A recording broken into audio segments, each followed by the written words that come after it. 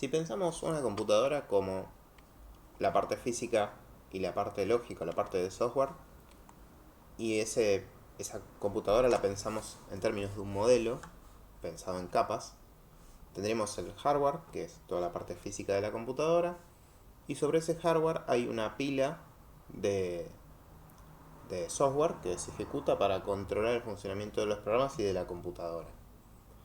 Este video pretende discutir cómo se ejecuta un programa apoyado sobre esta pila de elementos de software que tiene una computadora.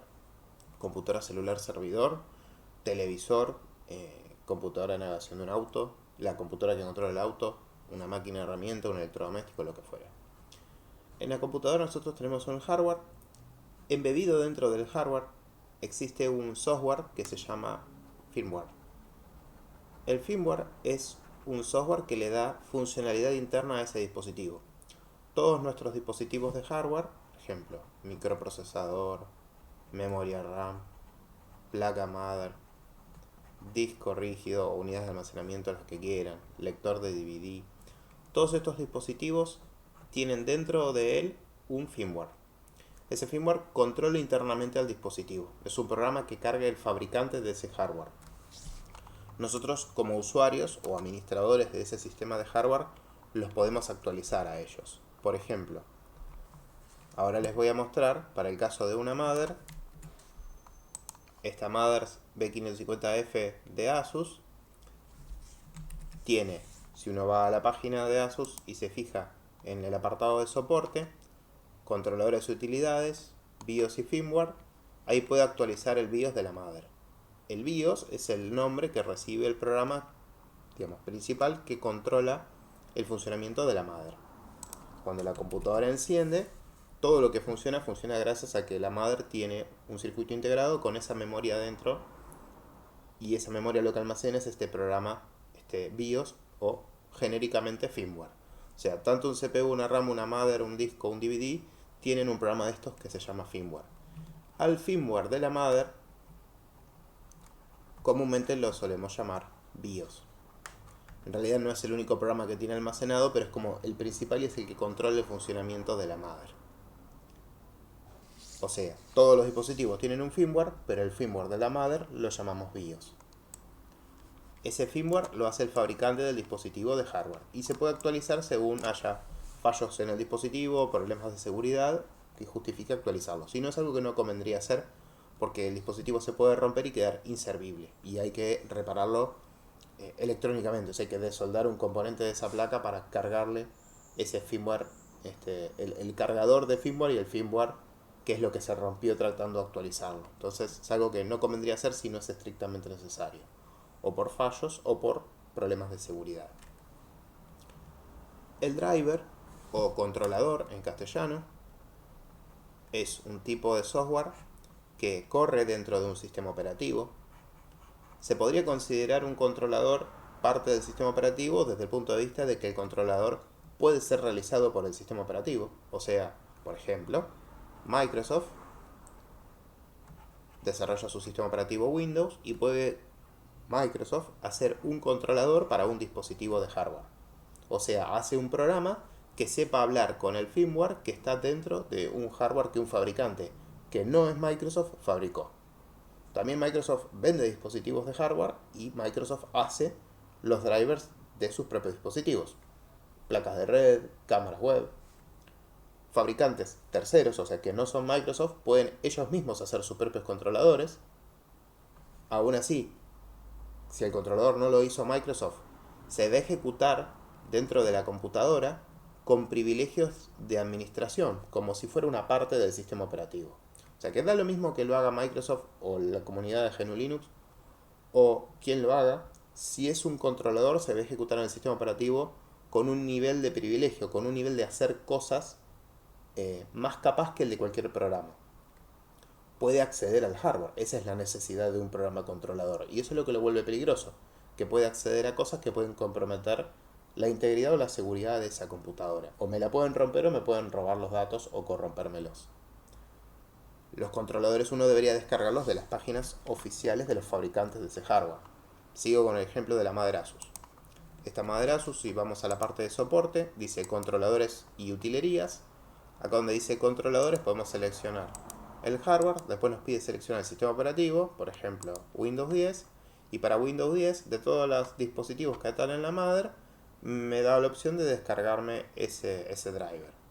Para la placa de red, para el chip de placa de audio, el manejador de video de la placa, el driver de las unidades de almacenamiento. Ahora, así como yo busqué para Windows, podría buscar para otro sistema operativo y ver si este fabricante tiene. En este caso me dice que para otros no tiene. Tiene para Windows 10 y para Windows 11. Si tengo que buscar los drivers para Linux, lo tendré que hacer en los repositorios de drivers de Linux. Eso tendré que hacerlo con un comando desde la terminal o con el instalador del sistema operativo. Nunca debería bajar controladores de alguna página de internet cualquiera, ni confiar en algún tercero que me los comparta, porque como este tipo de software se ejecuta con nivel de privilegio del sistema operativo, o muy parecido al nivel de privilegio del sistema operativo, puede llegar a traerme problemas de seguridad. Un sistema operativo controla tanto los programas, controla a los programas, como al propio hardware de la computadora. Para controlar al hardware de la computadora tiene los drivers. A través de los drivers el sistema operativo puede enviarle mensajes al firmware que está corriendo dentro de cada pedacito de hardware de la computadora para que haga cosas.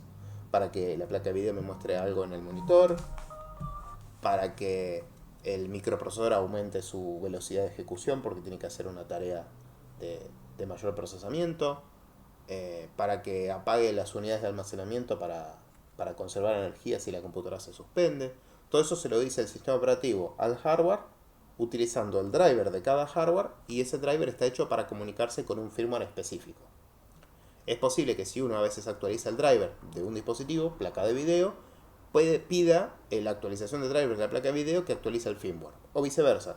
Si yo actualizo el firmware de la placa de video, una vez que la actualicé, me dice que ese nuevo firmware funciona con un nuevo driver de la placa de video. Entonces, como actualicé el firmware, me tuve que actualizar el driver. Y puede pasar al revés. Actualizo el driver y como actualiza el driver me dice que tengo que actualizar el firmware o qué es lo más conveniente que haga. No voy a entrar en el conjunto de programas que forman parte de un sistema operativo porque no es el objeto de este video, sino tratar de explicar cómo es todo el apilamiento de software que hay para dar función a los programas en una computadora y que un usuario inicial tenga idea de cómo viene la mano. Sobre el sistema operativo, que es el que controla cómo se ejecutan los programas, tenemos tres formas de hacer ejecutar un programa como programadores. O sea, yo soy el desarrollador de una aplicación y quiero ejecutarla. ¿Cuáles son las variantes que tengo? Bueno, tenés tres formas. Una sería una aplicación nativa para esa plataforma, un ejecutable. En Windows tendremos un archivo .exe que le hacemos doble clic o lo lanzamos desde la terminal y se ejecuta. Eso es una aplicación que corre directamente sobre el sistema operativo. App en violeta es una aplicación. Yo le hago doble clic, el sistema operativo la carga en la memoria RAM, o sea, la copia del disco a la RAM y la pone a ejecutar. El microprocesador lee las instrucciones de ese programa desde la memoria RAM y se ejecuta. Opción 2. Tengo una máquina virtual, como por ejemplo la máquina virtual de Java. Java Virtual Machine. La máquina virtual de Java es un programa, es un software que puede ejecutar dentro de él otro software. Este software, que es la máquina virtual de Java, crea la fantasía de ser una computadora, como una máquina virtual. Y eso corre sobre mi verdadera computadora. Entonces mi computadora física, la que yo puedo tocar, la que tiene mi Windows o tiene mi Linux, es la rosa. Dentro de esa computadora rosa yo instalé un programa que se llama máquina virtual de Java. La máquina virtual de Java es un programa que permite ejecutar adentro de sí otros programas. Y le hace creer a estos programas que se ejecutan, a estas aplicaciones que se ejecutan dentro de la máquina virtual de Java, que siempre, entre comillas, tienen la misma computadora. Cualquier aplicación de Java ve más o menos de que siempre se esté ejecutando en la misma computadora. Esa fantasía de siempre me ejecuto en el mismo lugar permite que yo programe aplicaciones muy parecidas o cambiándolas muy poquito y se ejecuten en cualquier plataforma de hardware y software. O sea, sin importar qué arquitectura de computadora, si es un teléfono, si es un servidor, si es una PC de escritorio, y sin importar el sistema operativo, si es Windows, si es Linux o lo que fuera. Esa es una aplicación que corre sobre una máquina virtual de Java. Los ejecutables de Java son .jar o .class. Cualquiera de los dos se pueden correr sobre una máquina virtual de Java. Hay un curso de Java en el canal para que le interese aprender Java. Y por otro lado, tenemos otra opción que son los lenguajes interpretados.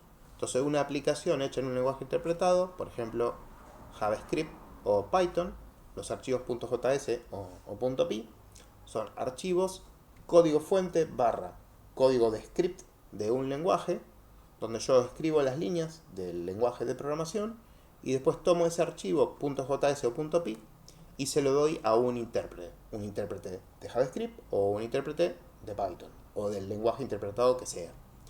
Ese código que yo escribo, que es un archivo fuente, es un archivo TXT, pero que tiene extensión JS o PY, se lo tiro al intérprete o lanzo al intérprete y le pido que lea ese archivo y lo ejecute, y el intérprete va leyendo lo que hay adentro de ese archivo y lo ejecuta. Es decir, le pide a la computadora que haga las cosas que están descritas por ese archivo. Un ejemplo de archivos .exe son los archivos C o C++, o sea, el lenguaje de programación C y el lenguaje de programación C++ permite generar archivos ejecutables .exe. El lenguaje de programación Java es el que permite crear estos .jar o .class que se ejecutan sobre una máquina virtual de Java, y JavaScript y Python son dos lenguajes de programación interpretados que uno escribe un código fuente y ese código fuente se puede ejecutar sobre un intérprete. Tanto el intérprete como la máquina virtual de Java tienen que estar instalados en la computadora antes de que yo pretenda ejecutar una aplicación interpretada en el intérprete de JavaScript o de Python, o una aplicación de Java sobre la máquina virtual de Java. Bueno, espero haber aclarado cómo es que funciona este apilamiento de software dentro de una computadora. En otro video voy a explicar las partes internas de una computadora de forma genérica. Nos vemos.